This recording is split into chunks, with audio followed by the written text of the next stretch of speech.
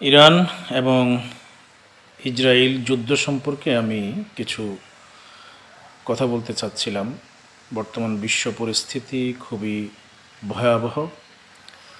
বিশেষ করে মুসলমানদের জন্য পৃথিবীকে বসবাসের অনুপযুক্ত করে ফেলা হয়েছে। গোটা দুনিয়ায় একচ্ছত্র আধিপত্য বিস্তার করার জন্য পৃথিবীর সভ্য রাষ্ট্র নামের অসভ্য রাষ্ট্র আধিপত্য বিস্তারের জন্য এই যুদ্ধ পরিস্থিতিকে সব জায়গায় যেন তাদের নিজেদের নিয়ন্ত্রণ প্রতিষ্ঠিত করতে পারে, সেজন্য তারা পৃথিবীকে একটি যুদ্ধ পরিস্থিতিতে নিয়ে যাচ্ছে। বিশেষ করে আপনারা জানেন, আমেরিকার ছত্র ছায়া ব্যতীত কোনো দিন, এক নাম্বার কথা এটা, আমেরিকার ছত্র ছায়া ব্যতীত ইসরায়েল কখনো ইরানে হামলার দুঃসাহস করবে না। এটা সকলেই জানেন, বিশ্ব মিডিয়া এটা জানে, তারপরে হয়তো এটা প্রচার করে না। কারণ লজিস্টিক সাপোর্ট উইপেন, আপনারা জানেন ইসরায়েল রাষ্ট্রটি প্রতিষ্ঠিত হয়েছে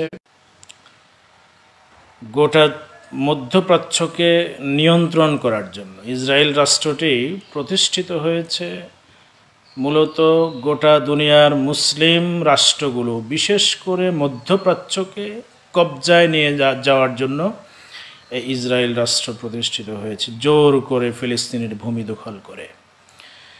কোনো কারণে যদি, আল্লাহ না করুক, ইরান যদি হেরে যায় এই যুদ্ধে, ইরান যদি আমেরিকা এবং ইসরায়েলের কাছে পরাজিত হয়ে যায়, তাহলে ইসরায়েল পরবর্তীতে টার্গেট করবে আমাদের এশিয়ার মুসলিম বিশ্বের অন্যতম পরাশক্তি, মুসলিম বিশ্বের পারমাণবিক শক্তিধর শ্রেষ্ঠ দেশ পাকিস্তান। কারণ এর আগে নেতানিয়াহু তার এক বক্তব্যে কথাটি বলেছিল, পাকিস্তান যদি আক্রান্ত হয় এর মানে আমরাও নিরাপদ নই।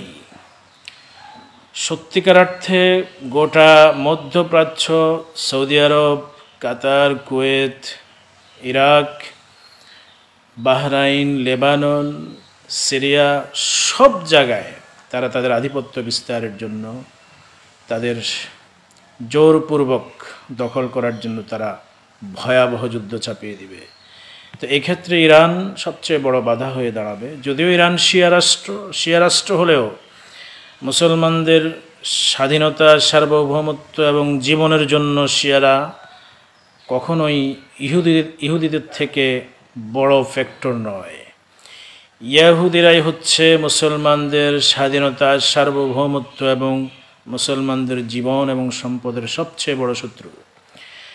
আমাদেরকে অবশ্যই আল্লাহ সুবহানাহু ওয়া তাআলার কাছে দোয়া করতে হবে যে আল্লাহ সুবহানাহু ওয়া তাআলা যেন আমাদের মুসলিম জাতিকে, বিশেষ করে মধ্যপ্রাচ্যকে এবং ইরানি জনগণকে এই ভয়াবহ যুদ্ধ পরিস্থিতি মোকাবেলার সেই তৌফিক দান করেন। পরিশেষে বলবো, শিয়া সুন্নি কোনো বিভেদ করা যাবে না। সুন্নি শিয়া বিভেদ করার এখন সময় নয়। এখন ইরানকে সাপোর্ট করতে হবে বিশ্ব মুসলমানের। এটা আমাদের মধ্যপ্রাচ্যের শাসকরা বুঝেন না। কেন যে বুঝেন না আমরা বুঝি না, সেটা না বুঝারও, এরা সাপোর্ট না করারও পেছনে কিছু কারণ রয়েছে।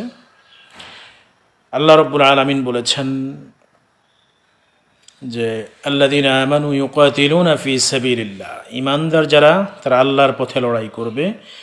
ওয়াল্লাযীনা কাফারু ইউকাতিলুনা ফি সাবিলিত তাগুত, তাগুতের পথে লড়াই করবে কাফির বেঈমানেরা, ইহুদরা, মুশরিকরা। সুতরাং লড়াইয়ের বিকল্প নাই। বিশ্বে যদি নিজেদের জীবনকে, নিজেদের সম্পদকে, স্বাধীনতাকে, সার্বভৌমত্বকে টিকিয়ে রাখতে চায় মুসলিম জাতি, তাদেরকে অবশ্যই শক্তিশালী হয়ে উঠতে হবে। শক্তিশালী এবং মুসলিম জাতি যদি আঘাতের বিপরীতে প্রতিঘাত করতে না পারে, তাহলে মুসলিম জাতিদের অস্তিত্ব রক্ষা করা কঠিন হয়ে যাবে। আল্লাহ রাব্বুল আলামিন মুসলিম জাতিকে, গোটা বিশ্বের মুসলমানদেরকে হেফাজত করুন, ভয়াবহ যুদ্ধ পরিস্থিতি থেকে বিশ্ব মানবতাকে হেফাজত করুন। আর অভিশপ্ত সন্ত্রাসী এই হিজরাইল, আমি এটাকে হিজরাইল বলবো, এই হিজরাইলকে আল্লাহ তাআলা যেন ধ্বংস করে দেন, সেজন্য সবাই দোয়া করবেন। আসসালামু আলাইকুম ওয়া রাহমাতুল্লাহি ওয়া বারাকাতুহু।